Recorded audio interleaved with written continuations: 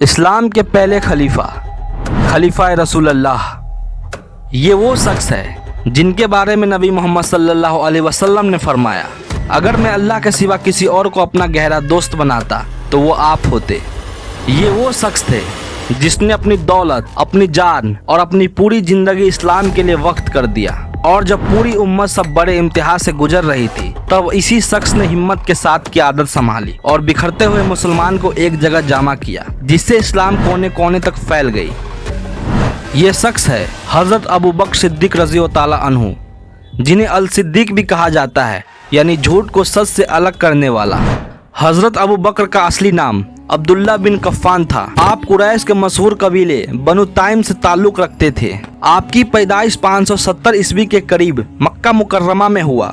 आप बचपन से ही दूसरे बच्चे से बिल्कुल अलग थे। जब मक्का के अक्सर लोग बुतों के सामने सजदा करते, तो आपका दिल इस बात को कबूल करने को कभी राजी नहीं हुआ।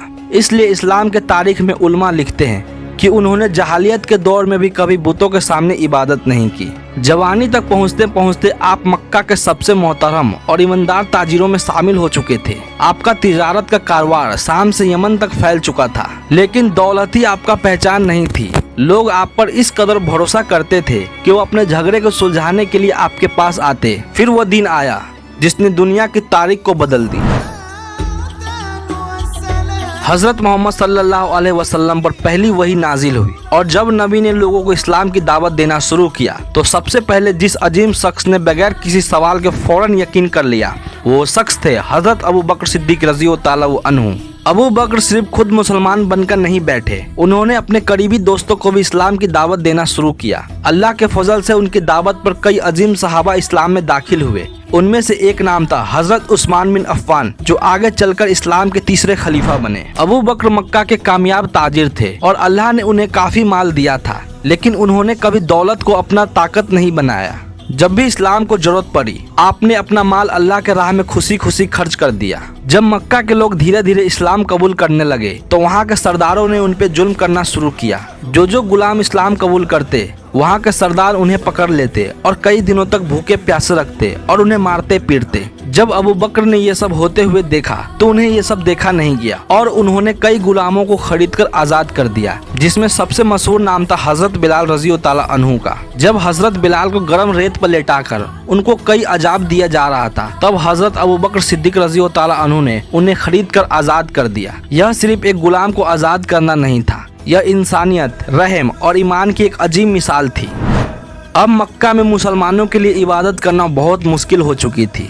जुल्म बेइंतहा बढ़ चुकी थी, जिससे अल्लाह के हुक्म से हजरत मोहम्मद सल्लल्लाहु अलैहि वसल्लम ने मुसलमानों को मदीना हिजरत करने का हुक्म दिया, जिससे एक एक करके मुसलमान हिजरत करने लगे। इससे मक्का के सरदार नाराज हो गए और रसूलुल्लाह को कत्ल करने का इरादा किया। उन्होंने हर कबीले से एक एक जवान चुने, ताकि रसूलुल्लाह का कत्ल का इंजाम किसी एक कबीले पे ना आ सके। लेकिन अल्लाह ताला ने अपने नबी को इस साजिश के बारे में खबर दे दी। उस रात रसूलुल्लाह के जगह हजरत अली सो गए और रसूलुल्लाह अपने करीबी दोस्त हजरत अबू बकर सिद्दीक रज़ी ताला अन्हु के साथ वहाँ से हिजरत कर गए।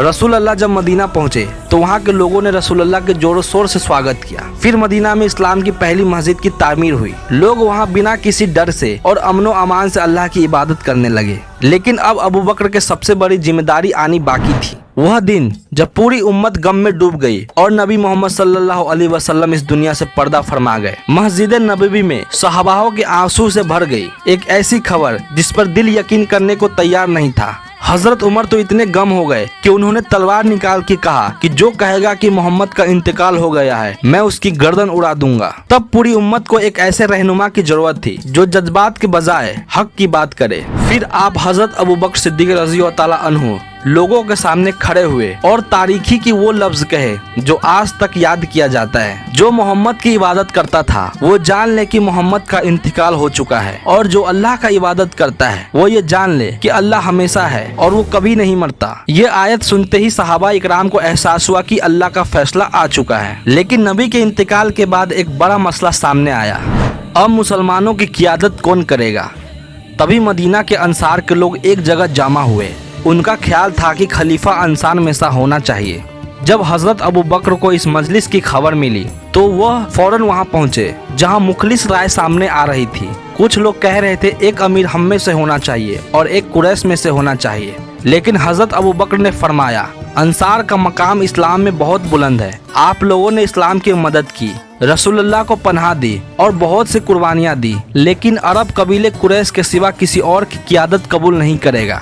फिर उन्होंने हजरत उमर और हजरत अबू उबैदा के तरफ इशारा करते हुए कहा, इन दोनों में से चाहो आप किसी को भी चुन लो। यह सुनकर हजरत उमर फौरन खड़े हुए और कहा, अल्लाह की कसम, आपसे बेहतर कोई नहीं। आप वो शख्स है जिनको नबी ने नमाज में अपनी जगह ईमान बनाया। दुनिया के मामले में उस शख्स को कैसे पीछे कर सकते हैं जिसे नबी ने दीन के मामले में आगे किया। यह कहकर हजरत उमर ने सबसे पहले अबू बकर सिद्दीक रज़ी ताला अन्हु के हाथ पर बैत ले ली। उसके बाद हजरत अबू उबैदा ने बैत ली। फिर धीरे धीरे तमाम मुहाजिरीन और अंसार के भी लोग हजरत अबू बकर के हाथ पर बैत ले ली। इस तरह हजरत अबू बकर रसूलुल्लाह के बाद इस्लाम के पहले खलीफा बने। लेकिन अबू बकर ने तकब्बुर नहीं किया। उन्होंने अपनी पहली तकरीर में फरमाया, मुझे तुम पर जिम्मेदार बनाया गया है, हालांकि मैं तुमसे बेहतर नहीं। अगर मैं सही चलूं तो मेरा मदद करना, अगर मैं गलत जाऊं तो मुझे सीधा कर देना। यह अल्फाज उनकी इंसाफ की सबसे बड़ी मिसाल थी। रसूल अल्लाह के चले जाने के बाद कई अरब के कबीले इस्लाम से फिर गए। उन्होंने ज़कात देना बंद कर दिया। कुछ लोग तो ऐसे थे जो खुद को नबी कहने लगे और मुसलमानों को कत्ल करने लगे। ऐसा लग रहा था कि इस्लाम रियासत टूट जाएगी, लेकिन अबू बकर मजबूती के साथ खड़े रहे। उन्होंने फरमाया, अल्लाह की कसम, अगर यह लोग रसूलुल्लाह के दिए जाने वाले रस्सी के एक टुकड़े को भी रोक देंगे तो मैं उससे उस पर जंग करूंगा। उनकी इस मजबूत क़ियादत की वजह से फितना दबा दिए गए और इस्लाम रियासत दोबारा मजबूत हो गया।